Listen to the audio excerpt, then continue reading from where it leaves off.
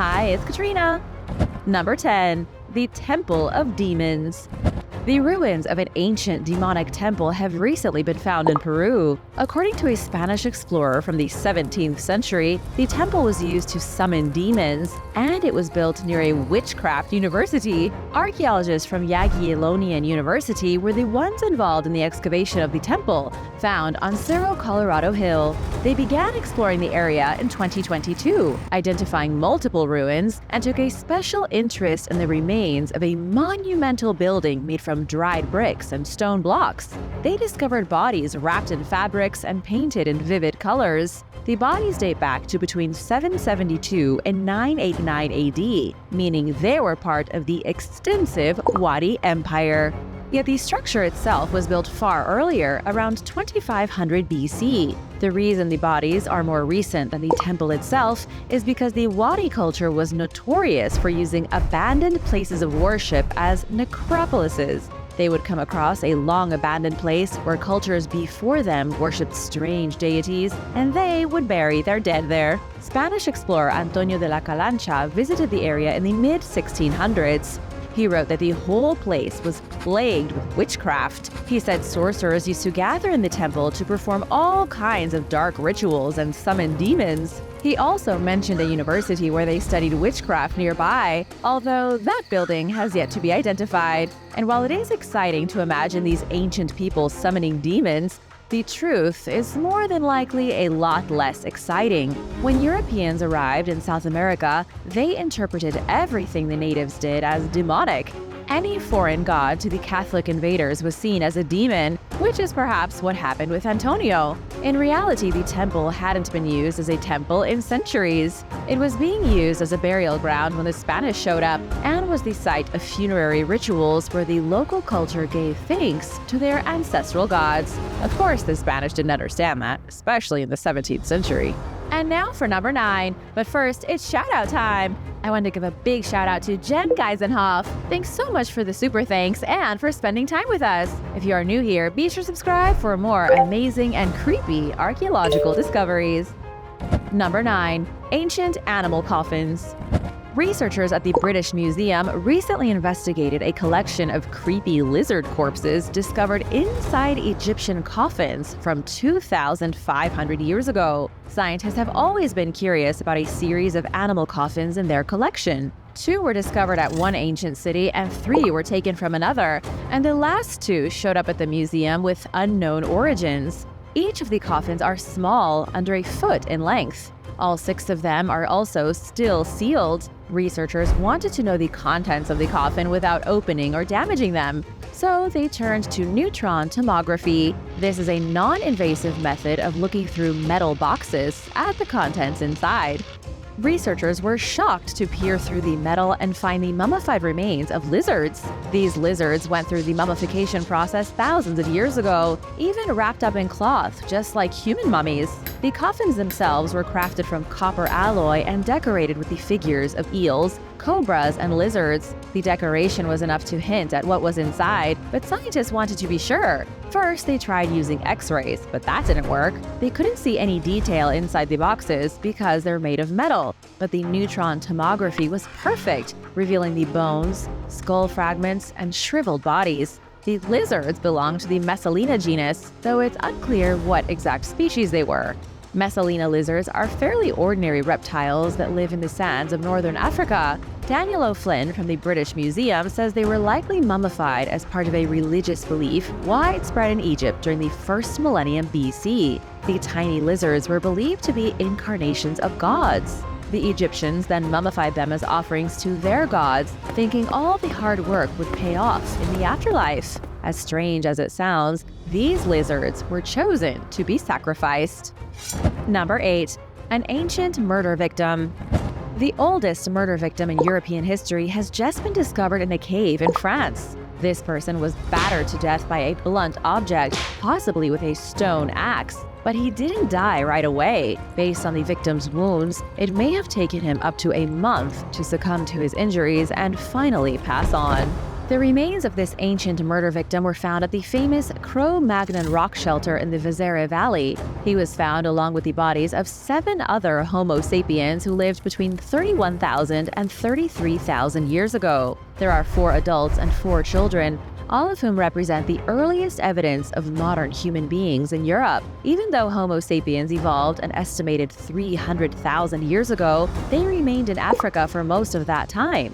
The earliest humans to step foot in Europe are known as Cro-Magnons, and they likely arrived about 40,000 years ago. The bodies in the Cro-Magnon rock shelter are the earliest examples of that first wave of migrants into Europe. They were anatomically identical to us, though their physical appearance may have been a bit more primeval. But when it came to their bones and organs, they were built exactly the same as we are. Scientists published the results of their study in the Journal of Human Evolution. They identified a skull defect in the remains of one of the people, suggesting a traumatic injury survived briefly before death. Because the injury was directly on the skull, it looks as if they were bashed with something. Sure, the victim may have fallen down and hit his head, but scientists think it was done on purpose. The researchers used CT scans to reconstruct this skull in its entirety. Then they compared the injuries to the victims of head trauma during the American Civil War. They even found similarities between soldiers who suffered bacterial infections after being hit on the head repeatedly. The authors of the study wrote that the Cro-Magnon man likely suffered delirium, maybe a coma, and weeks of convulsions before he ultimately perished. As for how he was murdered, that's still a mystery. The intensity of the injury shows that he was most likely attacked, but finding a motive in a crime over 30,000 years old is going to be a little tough. Do you have any theories? Let me know in the comments. Number 7. A debilitating bone growth.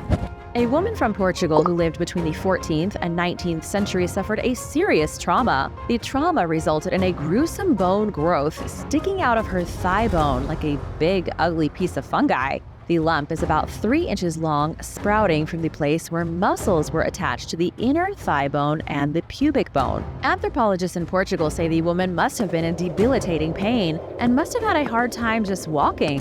The lead author of the study on the gross growth, Sandra Assis, said she has never in her life seen such a massive bone formation, and she is a biological anthropologist. Let's back things up a bit though. 2002 was when the woman's skeleton was discovered inside the ancient necropolis of São Julião Church. That's in the small village of Constancia. Her remains were uncovered along with about 150 others, all of whom lived between 600 and 200 years ago. Based on the skeleton, we know the woman was about 5 feet tall. She was older than 50, but believed to be less than 60. Archaeologists discovered her lying on her back, hands on her pelvis, a coin on her left arm, and her head tilted just slightly to the right. And then they saw the protruding lump of bone. It almost looks like a knot of rope. The bone spur likely formed because of a muscle injury. However, researchers can't be entirely sure. They think it might be a rare type of bone growth called myositis ossificans traumatica. Since there was no fracture detected on the thigh bone, a muscle injury is the only thing that really makes sense. It appears to have occurred within 1 year of the woman's death, and it might have been the worst year of her life. The gnarly injury would have prevented her from making any major movements, so she doubtlessly hobbled around until she dropped dead. Number 6. Creepy Maya burials. Researchers working for Mexico's National Institute of Anthropology and History have just found something disturbing. At the archaeological site of Moral Reforma in Tabasco, they uncovered over a dozen human burials underneath the stairs of a temple pyramid. 8 of these skulls belong to young men who were decapitated 2,000 years ago. While there isn't any real way to prove it, archaeologists suspect they know what happened here. They think 13 people had their heads chopped off as part of a ceremony to consecrate a temple. You know how they cut a ribbon when they open a new hospital? It's kind of the same thing, only 13 people were beheaded, and then their bodies were buried under the stairs when the ancient temple opened. You might think this would be a bad way to go, thinking no reasonable person would volunteer to have their head chopped off to sanctify a temple. But initial findings suggest those who died were from the elite class of society. They were of an elevated social status, meaning perhaps they thought it was an honor to lose their heads in such a way. The discovery was part of a larger archaeological project to update the infrastructure on the newly developed Mayan trade route. This is an extremely controversial tourist endeavor being undertaken by the Mexican government.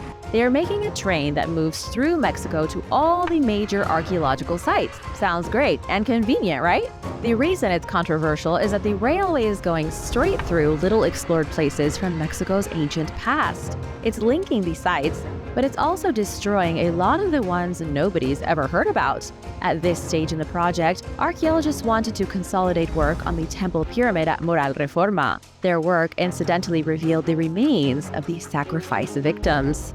We know they were part of the societal elite because of their weirdly shaped skulls. Their skulls had been elongated by splinting them at a young age, and this was something only done by the most important members of Mayan society. They were also found with jade inlays in their teeth, another practice of the Mayan elite. Do you think the Mexican government should build this train route? Let me know what you think in the comments. And now for number 5. But first, I want to give a big thank you to Alice Lee and Geeky Hoodie for supporting this channel. Be sure to subscribe if you haven't already to join the Origins Explained family. Number 5. The Bruno mummies. The Capuchin crypt in Czech is one of the most haunting places in Europe. The ancient church has a rosy pink facade that makes it seem so inviting on the outside. Yet once you get inside, you are greeted by the stench of death and the mummified bodies of monks. The inside of the crypt is a labyrinth of claustrophobic passageways, suffocating stonework, and bodies everywhere you turn. The bodies of the ancient monks are twisted into unnatural poses. So hideous, it's recommended you not bring your children. There is even one corpse on display of a woman who was accidentally buried alive here. In the 17th century, it wasn't that uncommon to bury people alive. Sometimes a person would slip into a coma, or they would be paralyzed, and nobody understood that they were still among the living. They would then be put down in a crypt where they'd often wake up, safely secured inside their death box. Most of the bodies in the Capuchin crypt are monks. Capuchin monks, to be exact. For 300 years, the church was used as a burial ground for the monks, who would have continued if it weren't for the hygiene laws enacted during the late days of the 18th century. They never even meant to mummify one another, it just kind of happened. The monks were so thrifty that they would reuse a single coffin over and over again. When the funeral rites were finished, they would then take the body out of the coffin and lay him on a pillow of bricks down in the crypt. They just didn't have the money to keep buying coffins every time one of them died. What the monks hadn't expected was for the dry air currents and the remarkable topsoil to preserve the bodies as if they'd been embalmed and mummified. In the crypt are still rows of dozens of monks lying perfectly preserved on the ground. They are still clad in their robes, draped with rosaries, and some still clutch their crucifix. Some look peaceful, but others look as though they died in excruciating agony. Number 4. Mass grave at the Rio Olympics. It's hard to say if this is disturbing, creepy, or just downright despicable. When Rio de Janeiro began to prepare for the 2016 Summer Olympics, they built the media village for the journalists on top of a mass grave used for burying slaves. Right before the Olympics happened, it came to light that the government tore down a traditional village just to make room for their Olympic village. The residents of the old village were Brazilians whose ancestors were runaway slaves. In Brazil, they are known as quilombo.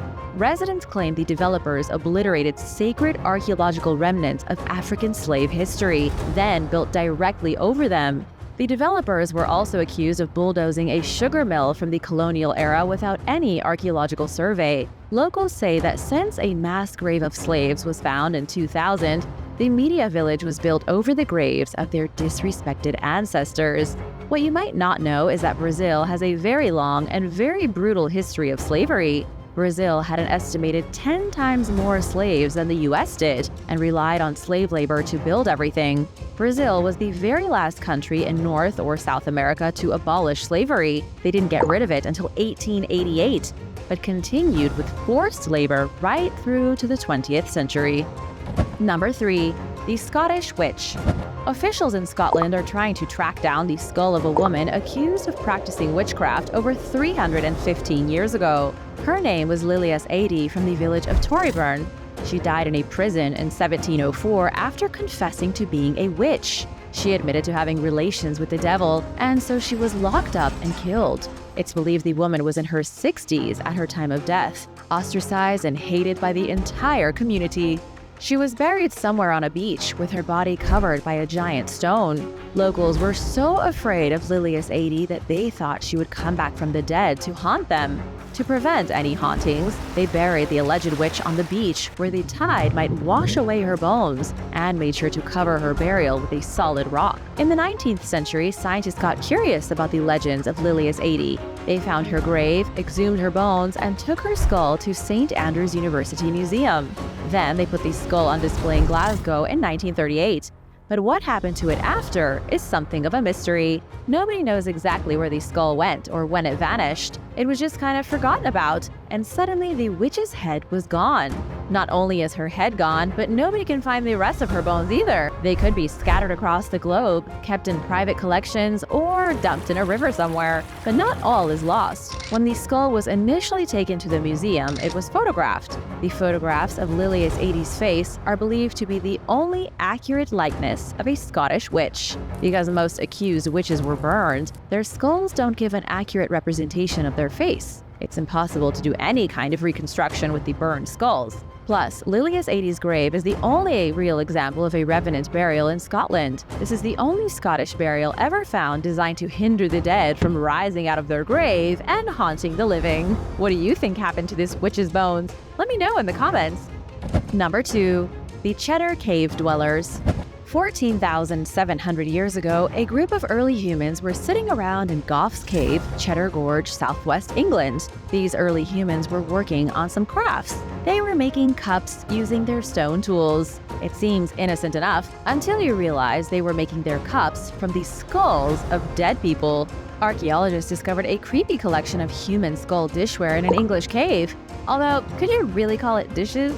They found 3 cups made from the skulls of 2 adults and another cup made from the skull of a child under the age of 3. The bones show obvious signs of butchery, meaning the meat had likely been collected and potentially eaten. The cave dwellers also crushed the bones for marrow before turning them into crockery. We don't know everything there is to know. Some have suggested the cups were made as trophies from the remnants of dead enemies. However, there is no evidence of that. Archaeologists think it was more a matter of convenience than anything. Silvia Bello, a paleontologist from the Natural History Museum in London, says each skull cup likely took half a day to prepare. They had to deflesh and sculpt the cup, which was a lengthy business. The cups doubled as bowls, used to hold everything from food to wine. They may have even been used to hold blood, consumed in bizarre prehistoric rituals we can't even begin to imagine. Number 1. The Plague Pit. Researchers uncovered the remains of 48 people in a creepy mass burial pit from the 14th century. 48 skeletons without a flap of flesh to be found, each of them a victim of the devastating Black Death. They were uncovered at a medieval monastery hospital in Lincolnshire in the UK.